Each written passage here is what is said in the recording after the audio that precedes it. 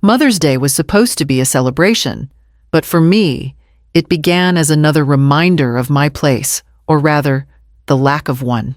Celeste had insisted we go to one of the most expensive seafood restaurants in Boston, a place with white linen cloths, chandeliers that sparkled like winter ice, and waiters who carried themselves with the stiffness of soldiers. I had lived long enough to know that extravagance rarely covered emptiness, but I went anyway. Gideon, my only son, seemed happy just to see us all together, and I wanted to preserve that illusion for him as long as I could. The hostess led us through the crowded dining room to a large round table in the center, already drawing the attention of nearby patrons. I walked behind Celeste, careful with each step, my hips stiff from the cold morning air. When we reached the table, I pulled a chair out to sit. That's when Celeste's hand shot out, perfectly manicured nails glinting under the light. "Mom," she said sweetly, "loud enough for everyone around us to hear, this table is for family. You can wait outside." Her words fell like a stone in water ripples of laughter spread among her friends and even some strangers who had no business joining in. My cheeks burned, but I swallowed hard and stood there. Gideon shifted in his chair, clearly uncomfortable, but he didn't correct her. He never did. He was a good man, but blind when it came to his wife. I nodded, forcing a small smile, and moved toward the corner. A waiter approached quickly, eyes darting from Celeste to me, unsure of where I belonged. Celeste leaned toward him, her perfume a sharp citrus that made my stomach turn, and whispered something I couldn't catch. The waiter's eyes flicked back to me with the faintest trace of pity before he nodded and disappeared. I sat at a smaller table near the bar alone, the sound of clinking glasses and cheerful conversation surrounding me like a cage. I watched my son laugh at something Celeste said, his hand resting lightly on hers. I remembered the boy who once brought me dandelions from the yard and swore he'd take care of me when I grew old. He had kept that promise in form, letting me live in his house, but not in spirit. When the food arrived, platters of lobster tails and oysters glistening with lemon butter, I tried to focus on the smell of the sea, on the warmth of the bread basket the waiter placed before me. But humiliation has a taste sharper than salt, and it lingered no matter what I tried. The meal stretched on laughter spilling from Celeste's circle like champagne foam. I remained silent, cutting small bites, pretending not to hear the murmurs about the old woman sitting by herself. Then the waiter returned his silver tray, balanced in one hand, and placed a long slip of paper directly in front of me. "Your bill, madam," he said. I looked down. $2,200. My eyes blurred at the number. The table turned subtly toward me, Celeste's smile widening, waiting for me to fumble for my worn purse. Gideon's brow creased, but again he said nothing. My fingers touched the edge of the paper, and I slid it gently back toward the waiter. "There must be a mistake," I whispered. He hesitated, glanced at Celeste, then tucked the slip under his arm. It was only when he walked away that I noticed Celeste's hand rest lightly on his sleeve, her lips brushing close to his ear. He nodded, and something cold settled in my chest. Whatever she had said, it was about me. I didn't know then that she had instructed him to mark the bill as unpaid under my name, a black mark that would follow me out of that restaurant like a stain on my reputation. I only knew that the laughter at the table grew louder, sharper, and that my son's eyes slid away from mine as if he could not bear to see the shame written there. I folded my napkin slowly, carefully, and placed it on the table. My hands steady, though my heart trembled, and I promised myself that this would be the last time Celeste would steal more than my seat. She had taken my dignity, but she would not take my silence. I left the restaurant that afternoon without saying goodbye. My steps were steady, though my chest felt tight, as if every eye in the dining room had carved itself into my back. Outside, the air smelled of salt from the harbor, but even the sea breeze could not wash away the sourness clinging to me. Gideon walked beside Celeste, his arm linked with hers, smiling at something she whispered. I trailed a few paces behind them, like an afterthought. He did not look back once. In the car, laughter filled the space like smoke. Celeste recounted a joke one of her friends had made at the table, her voice bright and ringing, and Gideon chuckled along. I pressed my hands into my lap and let the rhythm of the tires on the asphalt drown out their joy. No one asked if I had enjoyed the meal. No one mentioned that I had been seated away from the family. To them, it was as though I had not been there at all. Back at the house, I climbed the stairs to my attic room. The walls were low and slanted, painted a pale yellow years ago now, faded to something closer to parchment. I sat on the edge of the narrow bed and stared at the quilt I had stitched during the first winter after my husband died. Every square was a memory. Gideon's baby clothes, scraps of curtains from our first home, pieces of dresses I had worn to church.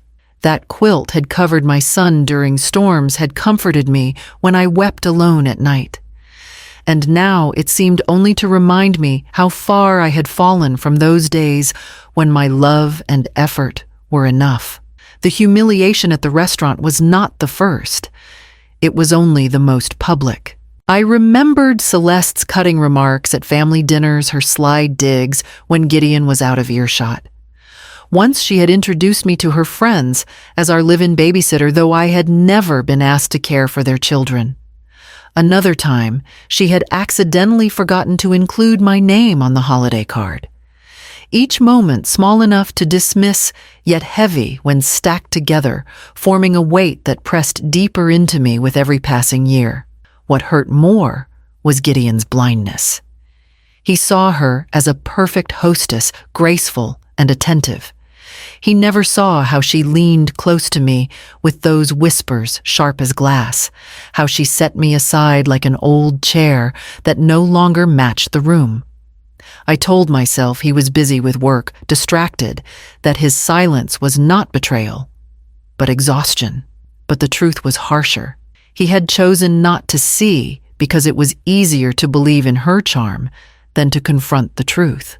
That evening, as the house settled into its quiet rhythm, I remained upstairs. Through the thin floorboards, I could hear the muffled sound of the television.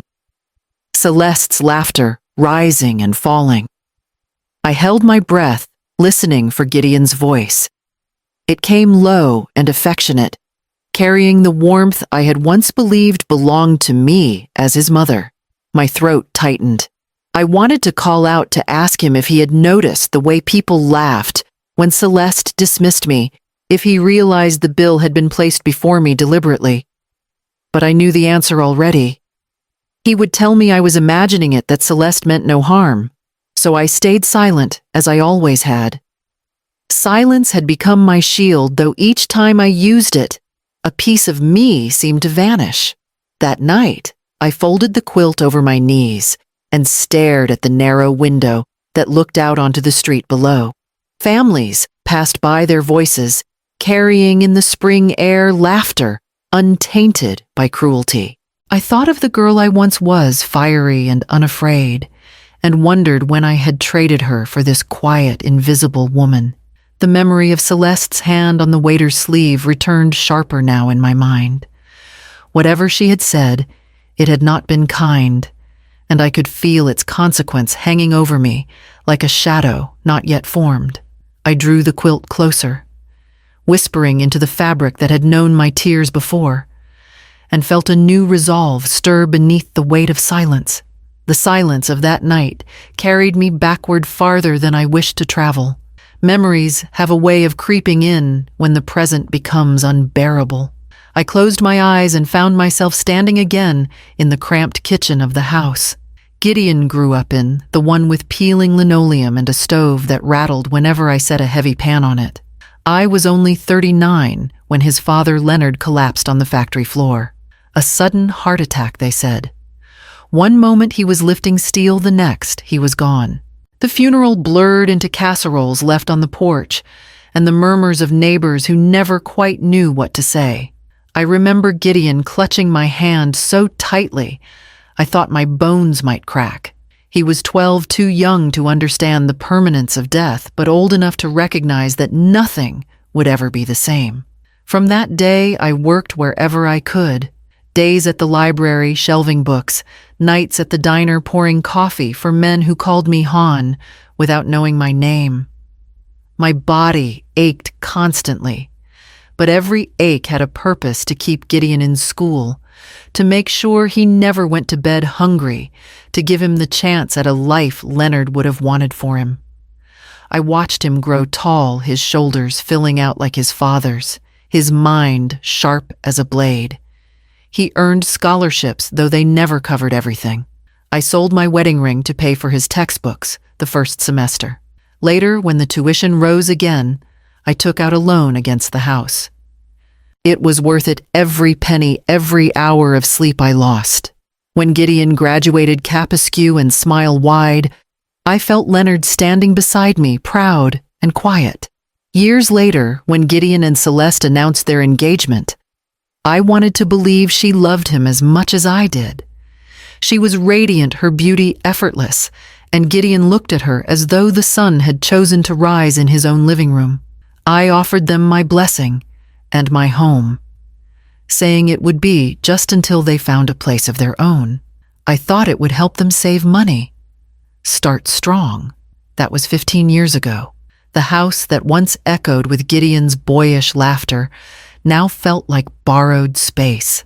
Celeste filled the rooms with her taste glass tables, modern art, silk curtains that smelled faintly of perfume. My furniture went to the basement, my photographs to the attic. I was told it was temporary, but temporary stretched and hardened into permanence until I became the one tucked away. I had imagined Sunday dinners where I would sit at the head of the table, grandchildren crowding around Gideon, smiling at the life we had built together. Instead, I served quietly at the edges while Celeste accepted compliments on meals she never cooked, decor she never dusted. I told myself it didn't matter as long as Gideon was happy. But happiness built on blindness is fragile, and I could feel the cracks spreading beneath his feet, even if he could not. Now, in my narrow attic room, I traced the lines of the quilt on my lap and thought of all the years I had carried the weight alone. I had given Gideon everything: my strength, my youth, my home, believing he would always see me, always remember who had stood behind him when the world fell apart. Instead, I had become invisible in the very space I had offered. As the memory faded, a sharper thought took its place. Perhaps silence had been my gift for too long. Perhaps it was time to give something else, something sharper, something truer. And with that thought, I rose from the bed and crossed to the chest at the foot of it, where a different kind of memory waited. The chest at the foot of my bed was nothing remarkable to the eye. Its corners were worn smooth from decades of use, the brass latch dulled with age. To Celeste, it was a piece of old furniture too heavy to bother moving, too plain to display. But to me, it was a vault. Inside were the fragments of my life that I refused to surrender: letters Leonard had written during our courtship, photographs of Gideon with his gap-toothed smile, and more recently, a plain brown ledger book that had become my weapon. I opened the chest slowly, the hinges creaking in protest. My fingers found the ledger easily, its cardboard cover bent from use. I had started it 2 years ago, after I noticed the first unexplained withdrawal from Gideon's account. At the time, I thought it must have been an error at the bank. But when the pattern repeated $500 here, $1, $200 there, I began to pay attention. Celeste was careful, always disguising the expenses as household needs, but I knew better. Page after page, I had recorded dates, amounts, and where the money seemed to go. Designer boutiques on Newbury Street, spa retreats in Cape Cod, jewelry shops that gleamed under fluorescent light, all paid for with Gideon's sweat and long hours at the firm. I never confronted him with it. He would have defended her, called it an indulgence she had earned, and turned his concern toward me, the nagging mother. So I stayed silent, letting the ink bear witness where my voice could not. Now I flipped through the pages, running my hand over the columns of numbers like a rosary, each entry a prayer for clarity. The weight of the ledger steadied me. It was proof that I had not imagined the cracks in Celeste's perfect facade. Proof that my silence had not been cowardice, but calculation. I pulled out an envelope from the bottom of the chest. Inside were photocopies of receipts I had managed to collect, ones Celeste had carelessly left in the trash. Others I had asked the bank teller to reprint for me. Small things easily dismissed in isolation, but together they painted a picture no one could ignore. For the first time in years, a spark of defiance flickered in me. I was not strong in the way I once had been, but strength changes with age. It becomes quieter, less about the body, and more about the mind. I could not shout Celeste down, but I could outlast her. I could prepare. I closed the ledger and pressed it against my chest. In the stillness of the attic, I imagined Leonard's voice, gentle but firm, reminding me that dignity was not given. It was guarded. I had let mine slip away in the name of peace, but peace without respect was only surrender. At my desk, I laid the ledger beside a blank notepad. Slowly, deliberately, I began outlining what I knew: the restaurant humiliation, the pattern of spending the whispers she shared with strangers, but not with her husband. I wrote down names: Clara, who had seen her at the hotel, the bank teller, who had raised his brows at the withdrawal slips. Piece by piece, I built the skeleton of something larger than myself. Outside the window, the street lamps flickered on, casting long shadows across the pavement.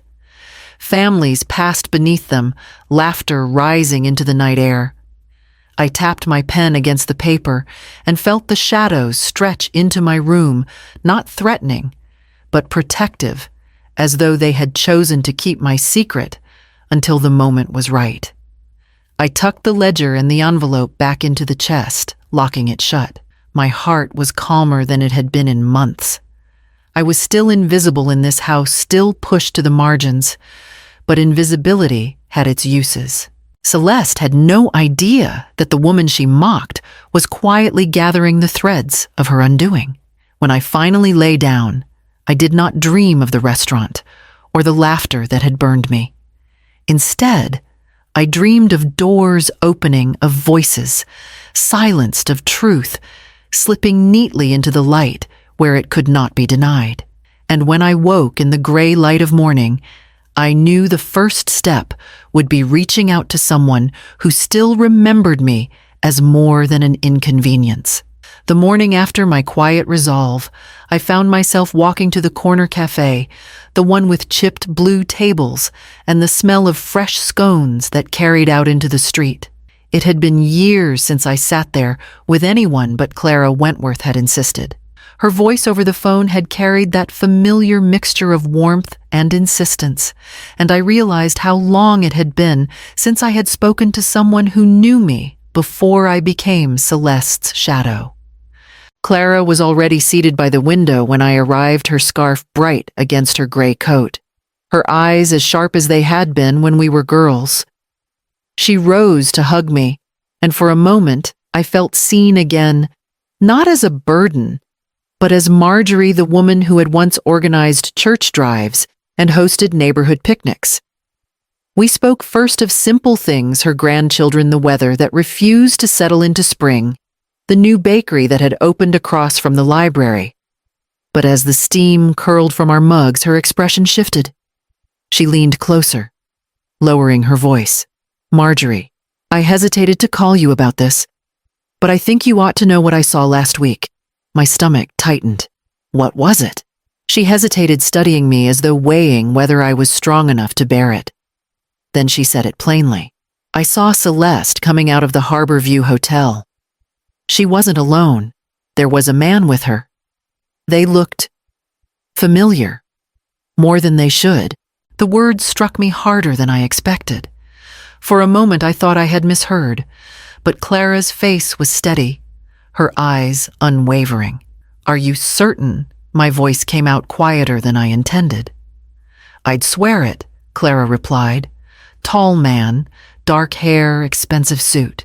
He had his hand on her back as they walked to the valet. And she didn't look guilty, Marjorie. She looked radiant. I wrapped my hands around my cup, letting the heat burn into my palms. A dozen excuses rushed through my mind, the same ones I imagined Gideon would offer if I repeated Clara's story: a business meeting, a cousin, visiting some innocent misunderstanding. But Clara had no reason to lie, and deep down, I knew she was telling me what she had truly seen. It was not only the hotel. Suddenly, other details floated back to me: the late-night phone calls Celeste took on the porch, her unexplained shopping trips, the way she would leave the house in tailored dresses that were too fine for errands. I had dismissed them before, telling myself suspicion was unworthy of me. But now, with Clara's words pressing on me, the fragments formed a pattern I could no longer ignore. Clara reached across the table, her fingers brushing mine. "I'm sorry, Marjorie. I don't want to hurt you, but I couldn't keep quiet." I swallowed, forcing a nod. "You did the right thing. I'd rather hear it from you than from strangers." We sat in silence for a moment, the bustle of the cafe filling the space between us. At another table, a young couple laughed, their heads bent close. The sight tightened something in my chest, not jealousy, but a weary grief for the years I had given the loyalty I had offered, only to be treated as disposable. When I finally spoke, my voice was calm, but beneath it ran a current of steel I had not felt in years. If Celeste thinks she can humiliate me and deceive my son, she has underestimated me. Clara's eyes widened slightly at my tone, then softened. Then she's in for a surprise. I left the cafe with the taste of bitterness lingering on my tongue, but also with clarity. My ledger had recorded her greed. Now I had reason to believe her betrayal ran deeper than stolen money. As I walked home beneath the gray Boston sky, the pages of my plan began to turn faster in my mind. Clara's warning gnawed at me for days. I found myself listening to every ring of Celeste's phone, watching every trip she took, every smile that came too quickly. But suspicion alone was not enough. If there was one thing I had learned through years of swallowing indignities, it was that people like Celeste thrived when accusations had no proof. I needed more than whispers. On a rainy Thursday morning, I walked to the bank, where I had held an account since Leonard's days. The teller, a young man with kind eyes, greeted me with the respect I seldom received at home. I asked for help with Gideon's household account, the one I had once managed before Celeste took over. My name remained on the secondary authorization, an oversight, I was sure, but one I intended to use.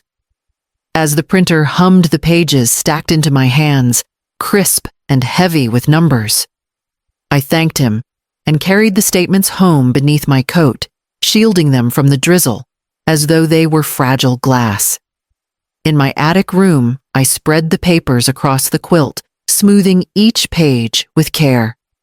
The columns of figures stared back at me, clinical and cold. But patterns soon began to glow like embers in the ash. Withdrawals of $1,000, always in cash, appeared every other week. Charges from boutiques on Newbury Street, receipts from catering companies I knew Gideon had never used. And then there were the hotel charges. Harborview, just as Clara had said, disguised as business dining. My hands trembled, but not with surprise.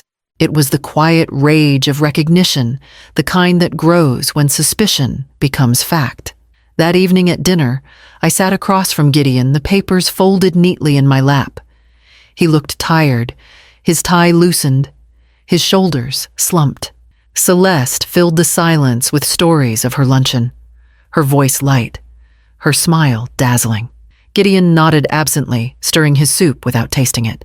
When Celeste excused herself to take a phone call, I leaned forward. "Gideon," I said softly, "have you looked at your bank account lately?" He glanced up startled. "Why do you ask?" "There are withdrawals, large ones, regular, and expenses that don't fit. Hotels, shops." He held up a hand, weary. "Mom, please." Celeste manages the household budget.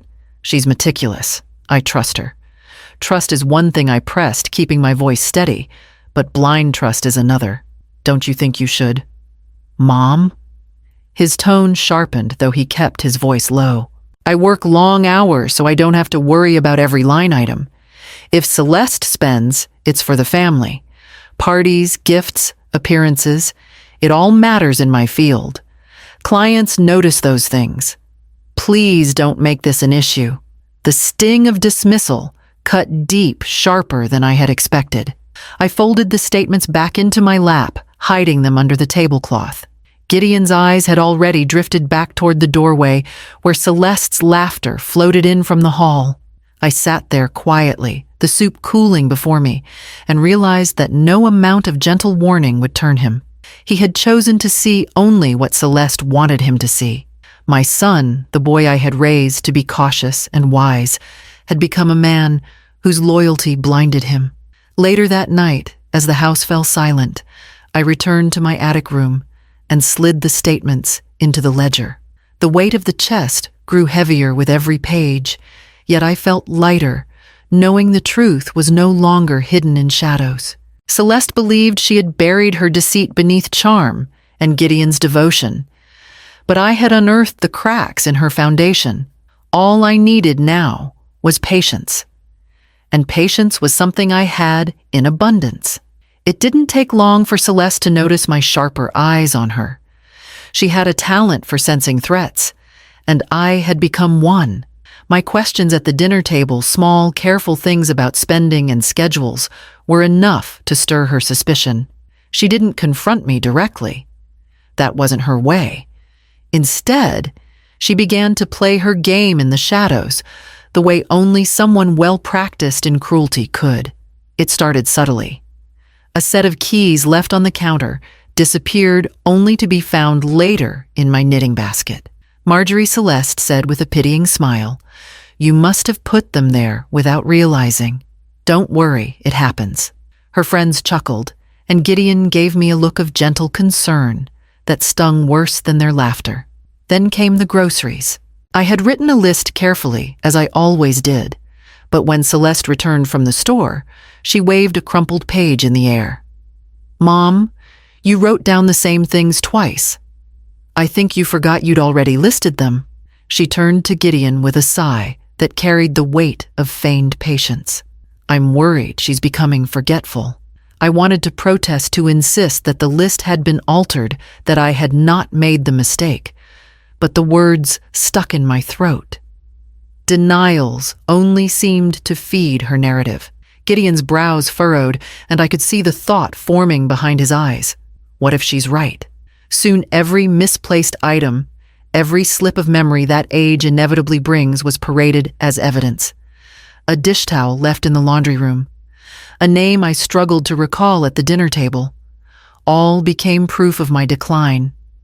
Celeste never accused me outright. She simply sighed, lowered her voice, and confided to Gideon within my earshot. "I don't want to say anything harsh," she murmured one evening, "but maybe your mother should see a doctor. It could be the early stages. We need to be responsible." I sat across from them, invisible as ever, my hands folded tightly to keep from trembling. Gideon looked at me with eyes full of worry, not anger, and that hurt even more. His concern was misdirected. He thought I was slipping away when in truth I had never been more awake. One night he came to my attic room, knocking softly before stepping inside. "Mom," he said gently, "have you noticed any forgetfulness? Anything unusual?" I shook my head, forcing a calmness I did not feel. "I misplace things sometimes, Gideon. Everyone does." He hesitated, then sat beside me on the bed. "Celeste thinks you might need a checkup, just to be safe." Safe. The word tasted bitter. Safe for whom?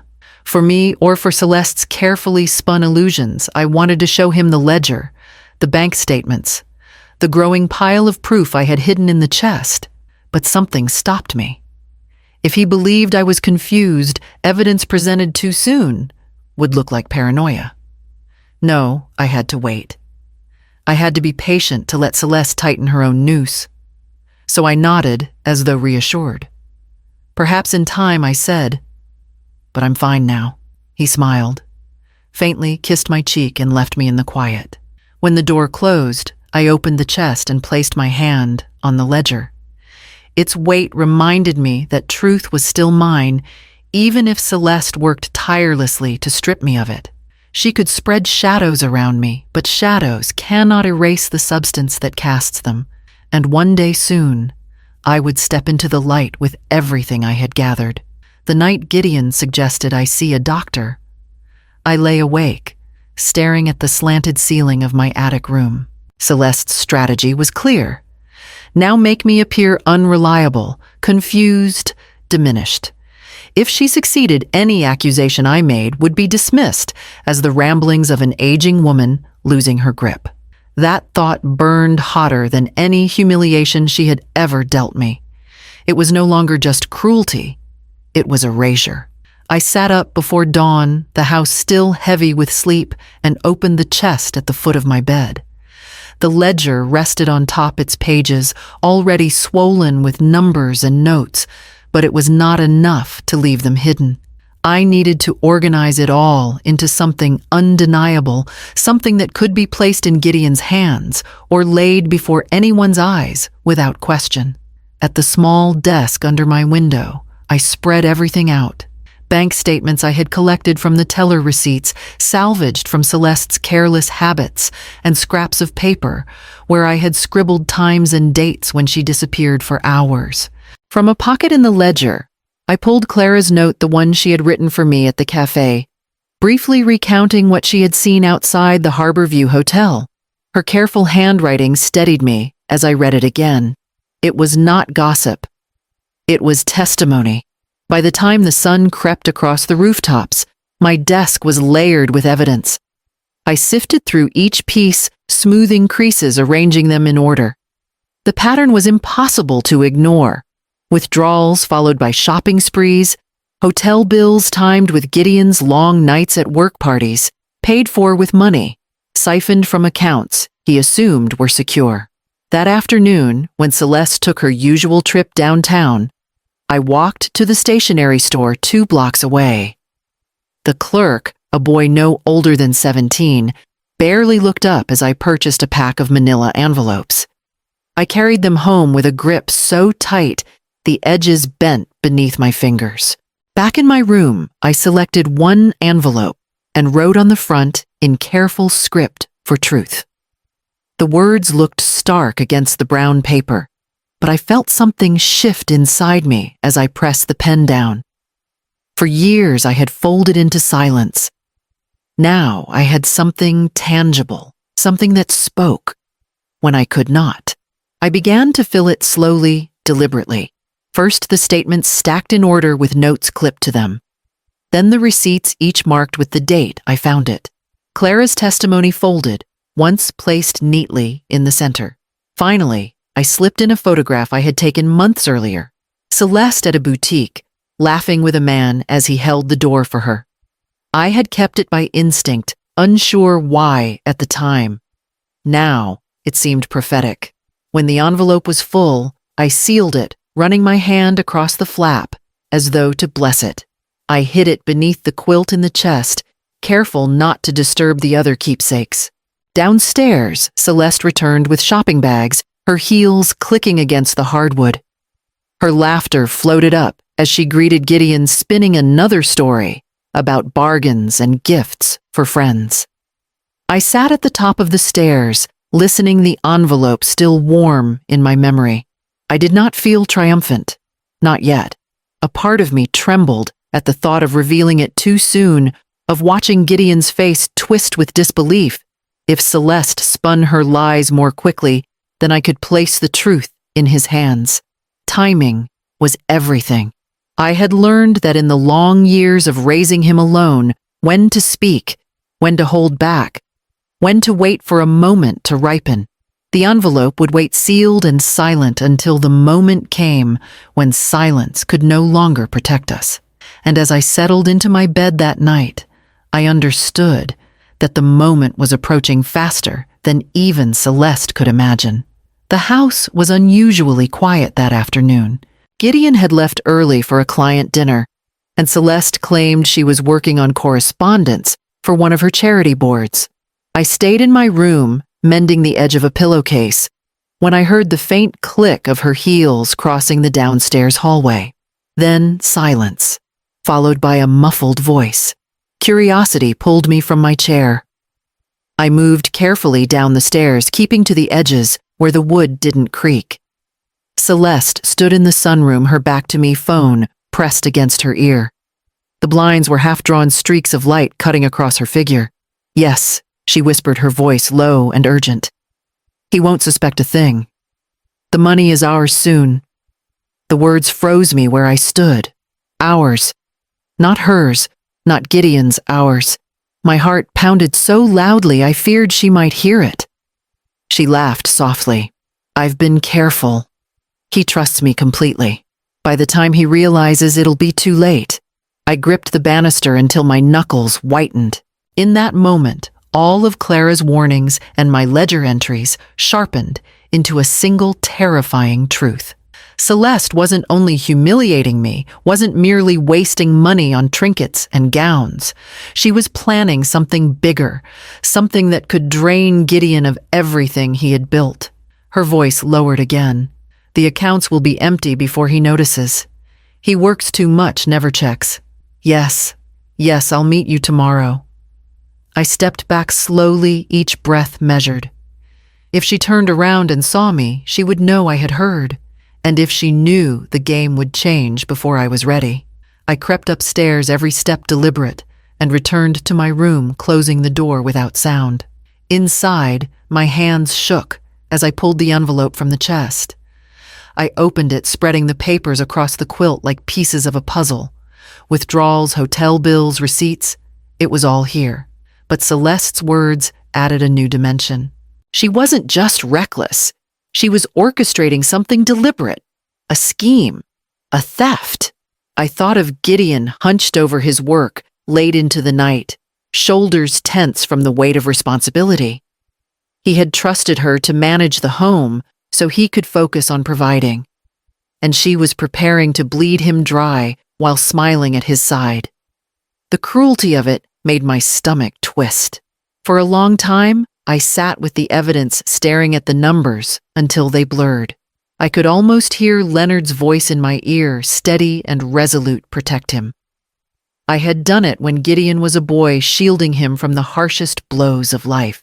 Now, at 70, I found myself called to protect him again, not from poverty or hunger, but from the woman he had vowed to love.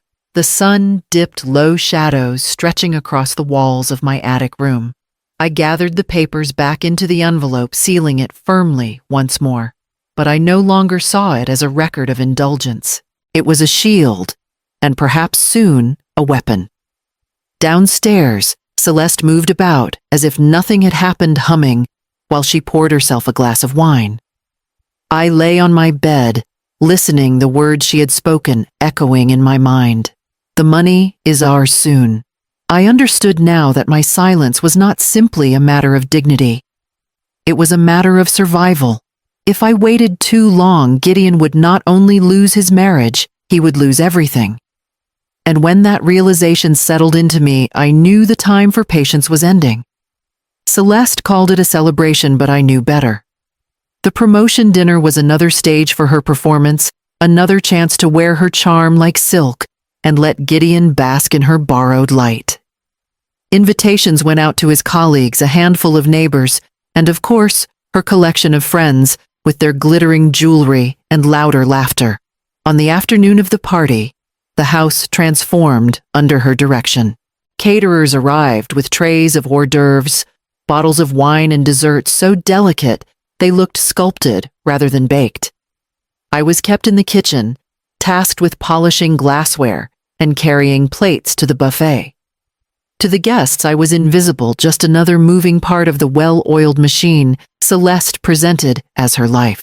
The living room gleamed with candlelight when the first guests arrived. I lingered in the doorway, tray in hand, while Gideon welcomed his colleagues with weary pride. His smile was genuine, though thinner than it used to be, stretched tight across the exhaustion of late nights and endless deadlines. He looked handsome still, and my heart ached that he could not see how Celeste dimmed him. Celeste herself glowed. She moved among the guests in a sapphire dress that clung to her like water. Her hair coiled perfectly at the nape of her neck. She touched Gideon's arm, at just the right moments, laughed softly at jokes that were not funny, and carried herself as if the evening existed entirely because of her. More than once, I caught her eyes sweeping the room, checking to see who noticed her, who envied her, who believed the image she so carefully projected. I carried drinks and cleared plates, moving quietly behind the chatter. No one thanked me. Some did not even look up when I reached across to take their empty glasses. I listened instead, catching fragments of conversation. Gideon's colleagues congratulated him warmly, but I heard Celeste accept the praise as though she had worked beside him through the long hours. "It's been a sacrifice," she told one guest, "but worth it for the success we share." I felt the ledger's weight in my memory, the sealed envelope hidden upstairs. Each smile she gave, each lie she polished until it shone, only confirmed the necessity of what I had prepared. Later in the evening, as the main course was served, I passed through the dining room carrying a basket of bread. My eyes swept the table. Gideon sat at the head, shoulders squared, though he looked distracted, listening half-heartedly to a story from one of Celeste's friends.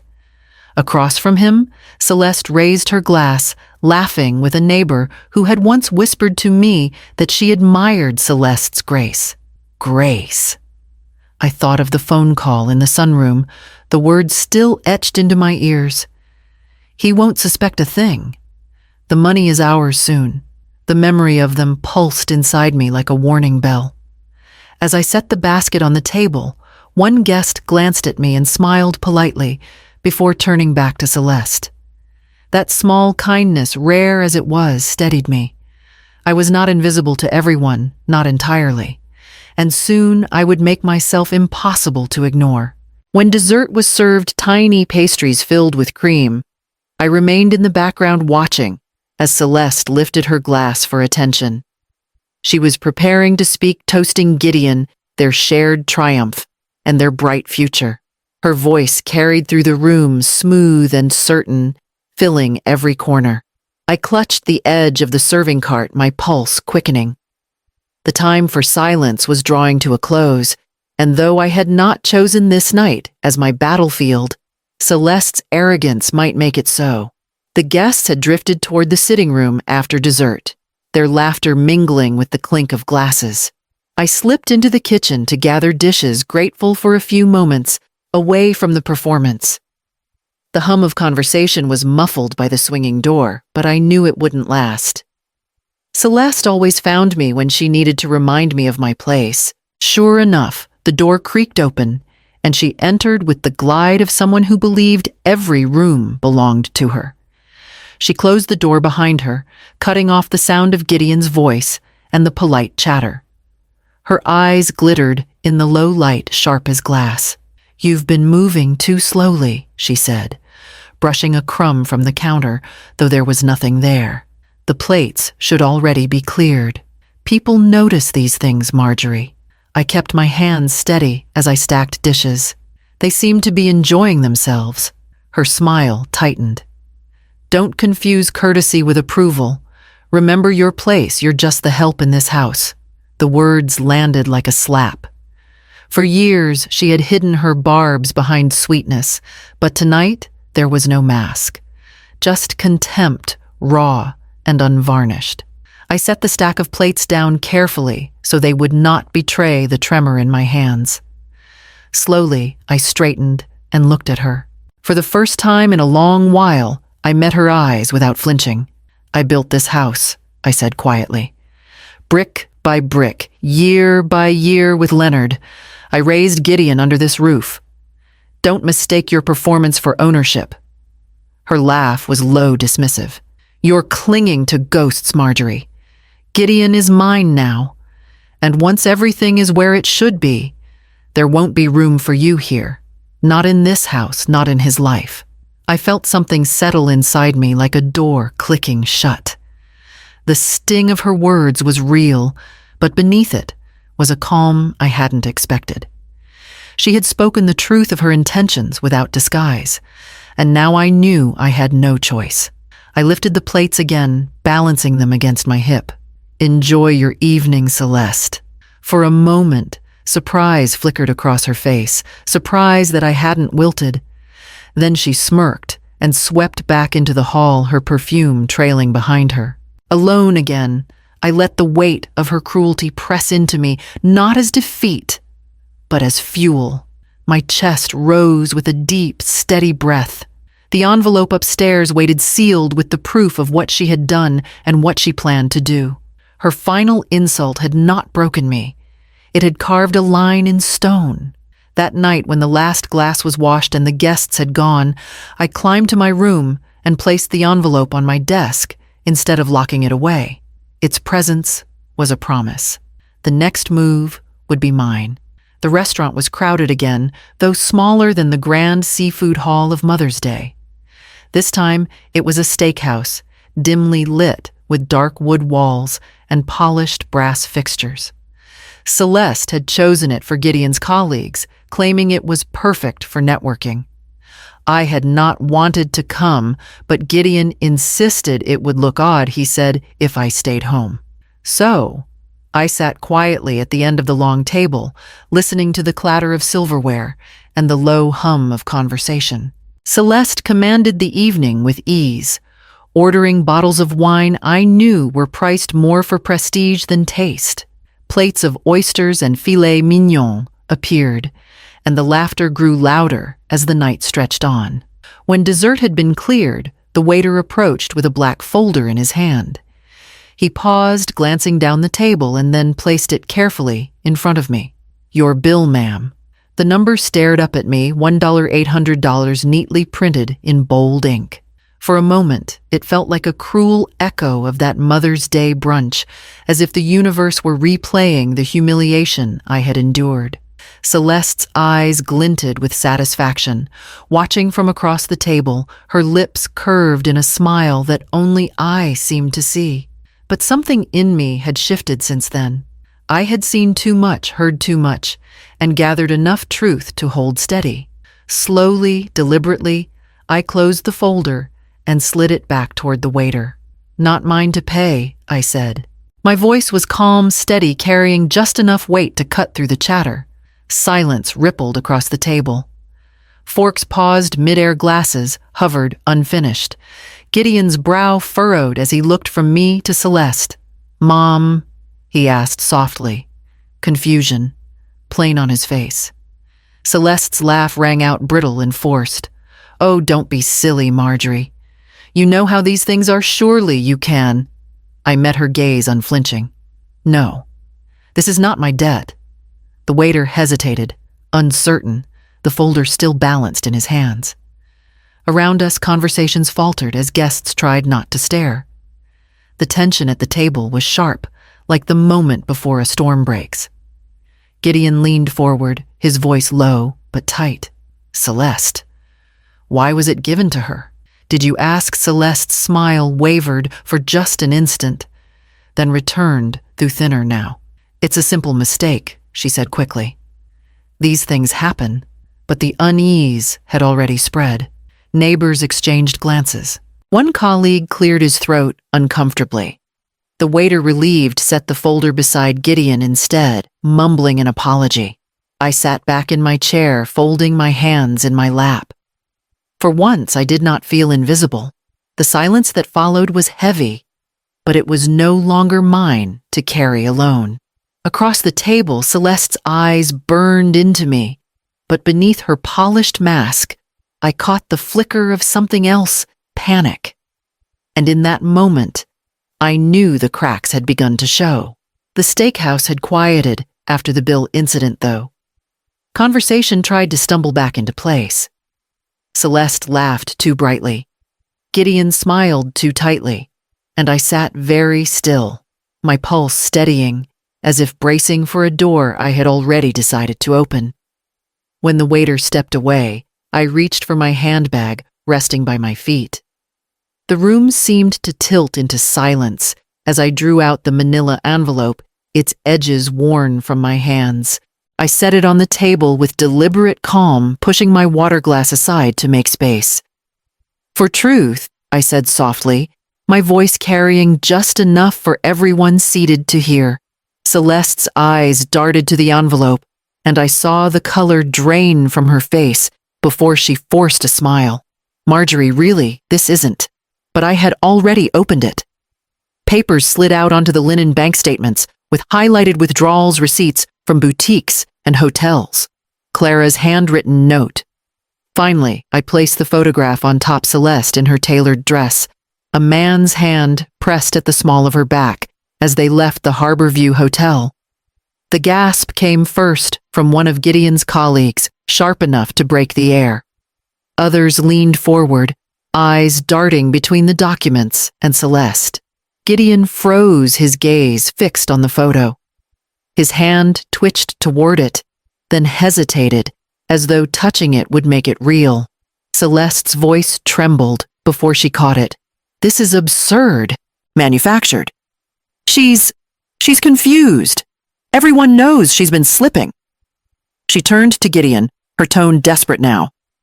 "Darling, you can't believe this. She's jealous. She wants to poison us." I did not speak again. The papers spoke for me. Gideon finally reached for the photograph. His fingers lingered over the image, tracing its edges. Slowly, his eyes lifted to Celeste. He didn't ask me anything. He asked her. "Who is he?" "Celeste," stammered the mask, cracking. "A colleague. Just a business meeting." In a hotel, one of Gideon's co-workers muttered, unable to hide the disdain. The table had become a stage and Celeste's performance faltered. Her words tangled. Her hands shook, and the silence that followed was no longer mine. It was hers. I folded my hands in my lap, watching Gideon. His face was pale, his jaw tight. For years he had chosen not to see, but the truth now lay scattered before him in black and white. Around us, the guests shifted uncomfortably, whispering, waiting for his response. And as the weight of the moment pressed in, I knew nothing would be the same once he spoke. For a long moment, Gideon said nothing. His hand still rested on the photograph, his knuckles white as though holding it steady might hold his world in place. I watched his eyes, the way they flickered between the image, the statements scattered across the table, and Celeste's trembling smile. "This isn't real," he murmured. Finally, his voice low, almost to himself. "It can't be." Celeste leaned forward, seizing the opening. "Of course it isn't. Gideon, darling, you know your mother. She's been confused. She twists things in her mind. Look at her. Do you really believe she could have put all this together on her own? Someone must be feeding her lies." I kept my silence. My evidence lay plain before him. Words would only tangle the air further. Gideon's hand moved from the photograph to the stack of bank statements. He flipped through them one by one, his eyes narrowing at the withdrawals, the highlighted notes, the receipts. With each page, his breathing grew heavier. $1,100, he read aloud. $2,000, hotel charges, wine shops, dresses. He looked up sharply at Celeste. "You told me these were client expenses. You swore to me." Celeste reached for his arm, her voice syrupy, desperate. "And they were Gideon. Everything I've ever done has been for us, for your career. You have to look polished, successful. Do you think your colleagues would respect you if I didn't maintain appearances?" One of those very colleagues shifted uncomfortably in his seat, eyes fixed on the tablecloth. The irony did not escape anyone. Gideon pulled his arm back. Appearances, he repeated, his voice colder now. That's all it's ever been with you. Celeste's face paled. Her gaze darted to the guests, then back to Gideon, her smile faltering.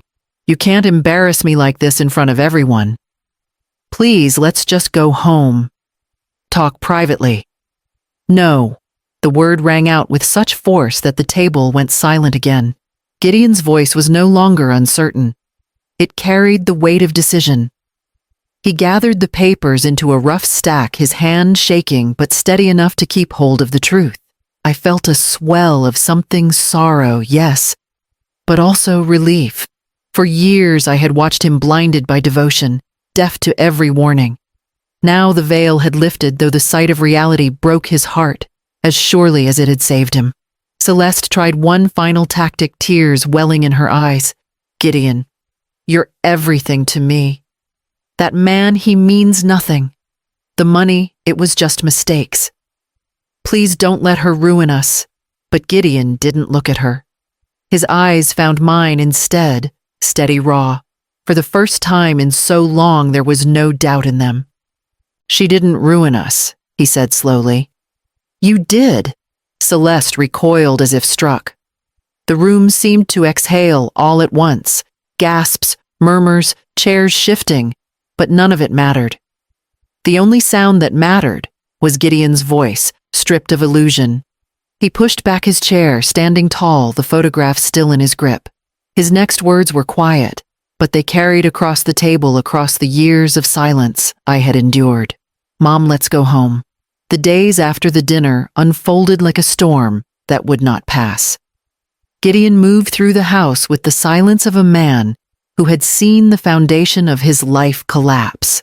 Celeste, once a master of poise, became restless, her voice rising too quickly, her steps uneven.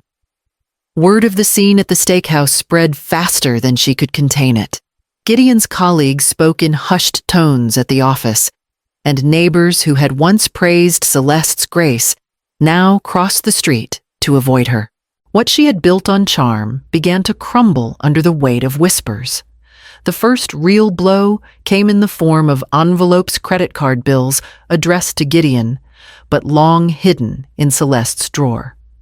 He laid them out across the dining table, rows of charges to luxury boutiques, hotel stays, and restaurants. Tens of thousands of dollars accrued in quiet shadows. She said she had her own accounts, Gideon whispered more to himself than to me. But every card was in my name. His hand trembled as he pressed the bills flat, his jaw tight with fury and shame. Celeste stormed into the room, her eyes wild. You've been digging through my things? They're my things, Gideon snapped, slamming his hand against the table. The sound reverberated through the walls. My name, my money, my debt. Her laugh was sharp, brittle. Debt can be managed. Everyone lives on credit. It's nothing. But Gideon shook his head. Not this. This is fraud. You forged my signature on half of these applications. The word fraud hung heavy in the air. Celeste's mask slipped further. Her lips pressed tight, her eyes darting as though searching for an escape hatch that wasn't there. Within days, Gideon had called a lawyer. Papers for legal separation arrived in a thick envelope on the kitchen counter. I watched him sign them with a steady hand, the pen scratching across the page like a line drawn through years of deception. Celeste tried every tactic she knew. She wept, throwing herself at Gideon's chest. She shouted, accusing him of betrayal. She pleaded, whispering promises of change, of devotion, but each attempt slid off him like rain on stone. The man who had once turned away from truth now stood squarely in it, and he would not bend again. When the lawyer hinted at potential legal inquiry, possible charges for forgery and financial abuse, Celeste's composure finally broke. She screamed in the living room, pacing like a caged animal, her nails scratching against her arms. You'll regret this, Gideon. You'll both regret it. Her friends, the glamorous women who had once clung to her side, began to vanish. They stopped returning her calls. A few left curt messages distancing themselves.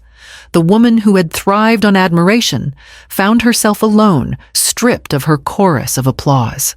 One evening, I found Gideon sitting at the kitchen table with his head in his hands. I placed a cup of tea before him, and he looked up, his eyes red-rimmed, but clearer than I had seen in years. "She almost destroyed everything," he said hoarsely, "but I won't let her anymore." I touched his shoulder lightly. "You've woken up, Gideon. That's what matters now." Outside, Celeste's voice echoed faintly from the driveway as she argued on her phone, still plotting, still clinging. I knew her cruelty would not vanish overnight. People like her seldom surrendered.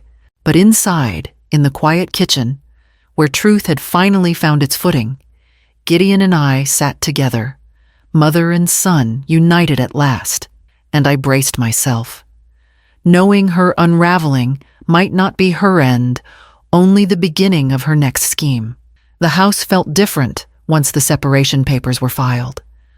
Celeste still lingered, coming and going with her threats and whispered phone calls, but the spell she had cast was broken. Gideon saw her clearly now, and that clarity seemed to lift a weight from the air. For the first time in years, I breathed without heaviness in my chest. I turned my attention back to my attic room, the space that had once felt like a prison. I stripped the wallpaper Celeste had mocked, repainted the walls in a soft cream, and placed fresh curtains on the windows.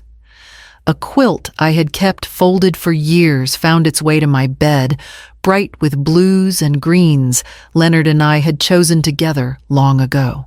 Each change was small, but together they remade the room into something mine, not borrowed, not tolerated, but claimed.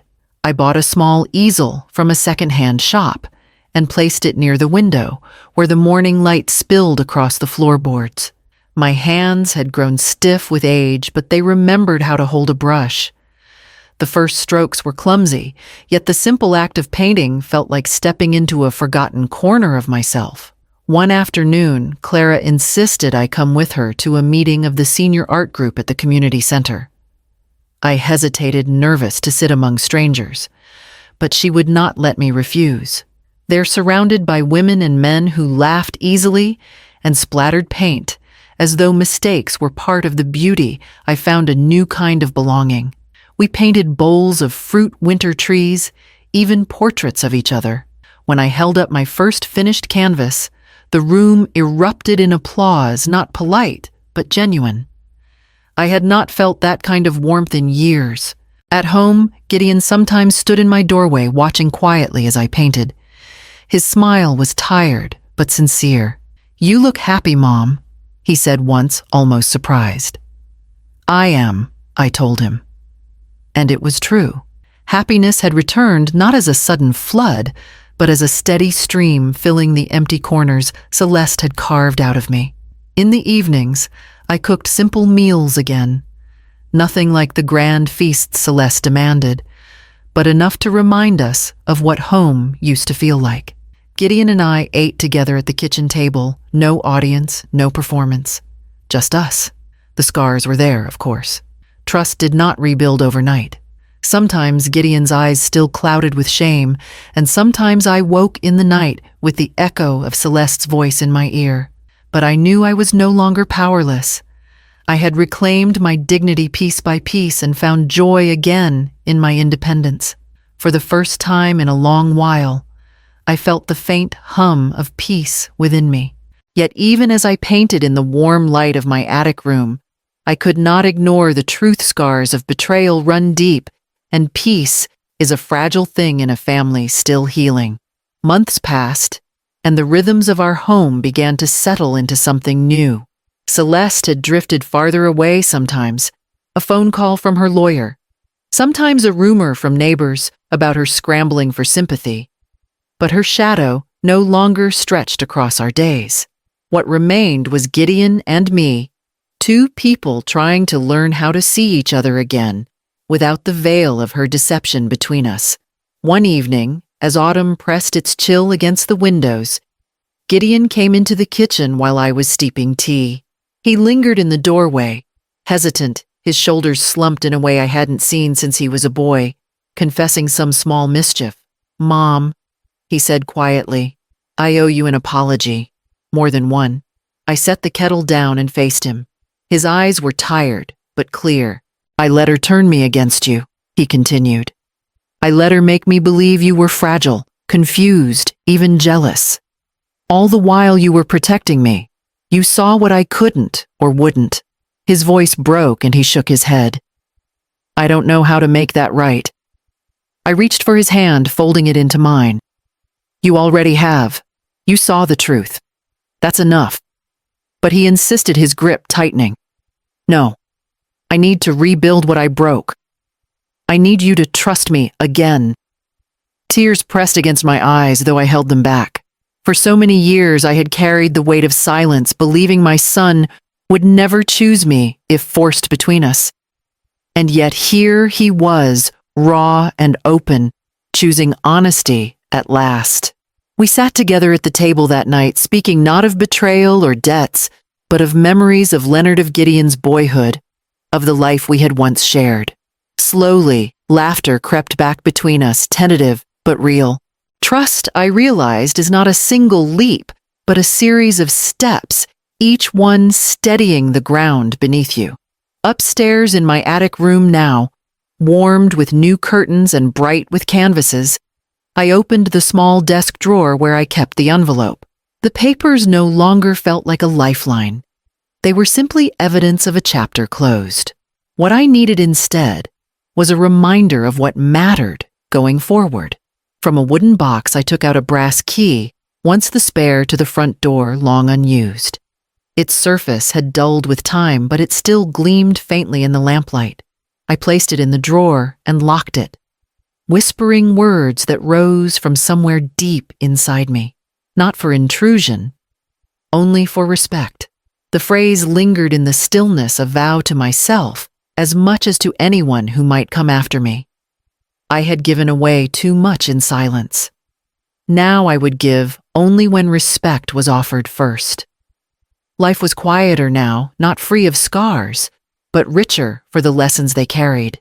Gideon and I walked together not as a son, guided by his wife's illusions, but as family, restored to one another. And to those who may listen, I leave this: when respect finally knocks, will you open the door or guard it forever?